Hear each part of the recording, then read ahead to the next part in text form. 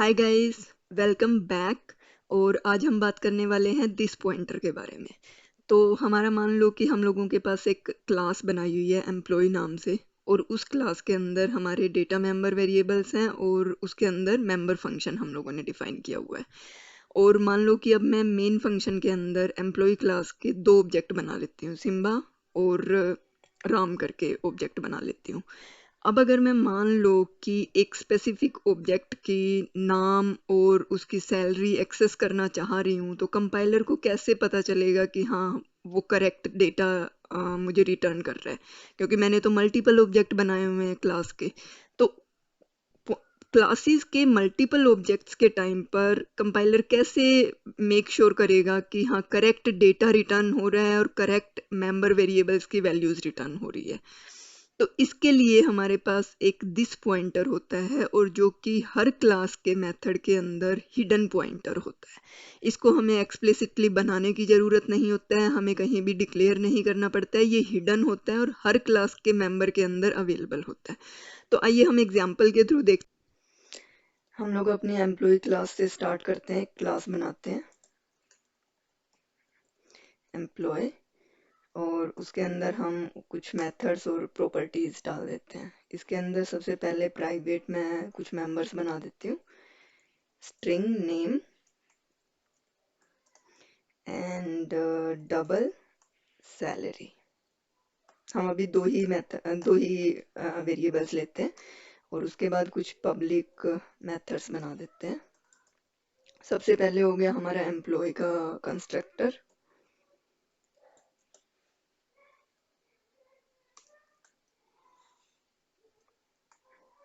ये हमारा एक्सेप्ट करेगा, ये पैरामीटराइज्ड कंस्ट्रक्टर बना रही हूँ मैं,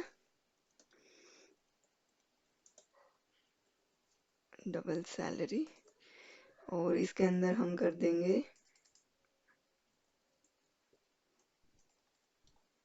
this name is equal to a name, this salary is equal to a salary. ठीक है। और अगर आप आपको पता चला कंस्ट्रक्टर में मैंने दिस पॉइंटर का यूज करके ना स्पेसिफिक ऑब्जेक्ट की ही नेम सेट किया और स्पेसिफिक उसी ऑब्जेक्ट के लिए सैलरी सेट कर दिया हम लोगों ने। तो इस तरीके से हम दिस पॉइंटर को यूज करते हैं, और ये हिडन पॉइंटर होता है हमारा। अब यहाँ पर एक हम वॉइड मेथड बना लेते हैं, सैलरी इंक्रीमेंट, जिसके अंदर हम डबल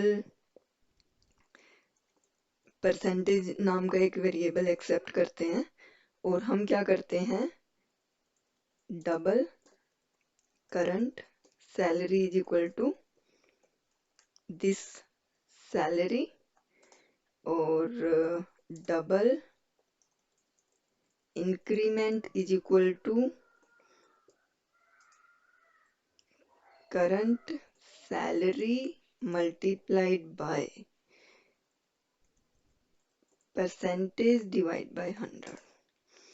और उसके बाद हमें दिस सैलरी के अंदर ये असाइन करना है। तो हम क्या करेंगे, this salary is equal to current salary plus increment. तो ये हमारा इंक्रीमेंट असाइन हो की कैलकुलेशन हो गई है। और एक और मेथड कर देते हैं हम डिस्प्ले के नाम से। इसमें क्या करेंगे, सिंपली सी आउट कर देते हैं हम, और इसमें लिख देते हैं name is equal to this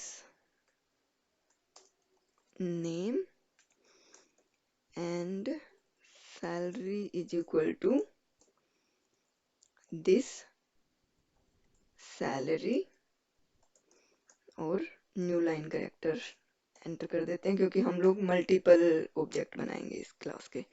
अब हम अपने मेन मेथड में आते हैं, और एम्प्लॉय जो हम लोगों ने क्लास बनाई है, ये पता नहीं आज इंटेलिजेंस क्यों नहीं कम कर रहा है,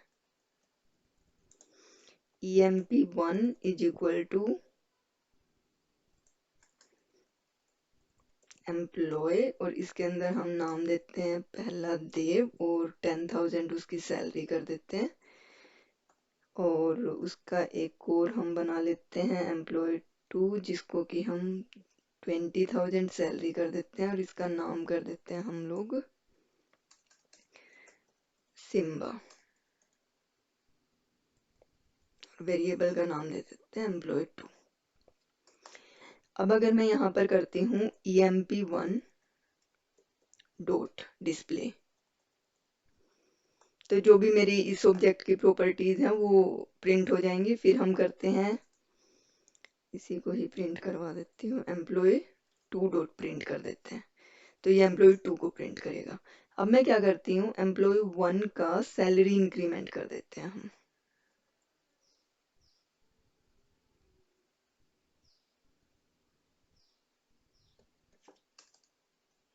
और इसमें ऐड कर देते हैं 10%। और उसके बाद हम एम्प्लॉय 1 को भी दोबारा से प्रिंट करवा देते हैं और एम्प्लॉय 2 को भी दोबारा से प्रिंट करवा देते हैं।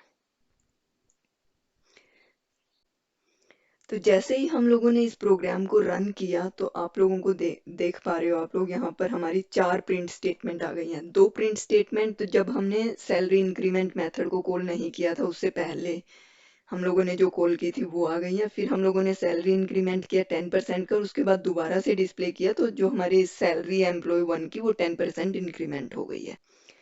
तो गाइज ये है हमारा दिस पॉइंटर के बारे में, ये जो कि हिडन होता है। और हम लोगों ने डिस्कस किया कि हम लोग इसको दिस पॉइंटर को जो भी हमारे क्लास के फंक्शंस हैं उनमें भी यूज कर सकते हैं और हमारी क्लास के जो कंस्ट्रक्टर है उसमें भी हम यूज कर सकते हैं। तो that's all for today guys, और होपफुली आप लोगों को ये सेशन अच्छा लगा होगा। आपकी कोई भी क्वेरीज हैं तो आप कमेंट बॉक्स में पूछ सकते हो और आप इस पॉइंटर को दिस पॉइंटर को यूज करके अपने प्रोग्राम के अंदर और एक्सप्लोर कर सकते हो। अगर आप लोगों ने ये मेरा चैनल सब्सक्राइब नहीं किया तो please do subscribe, like, share and comment. Thank you.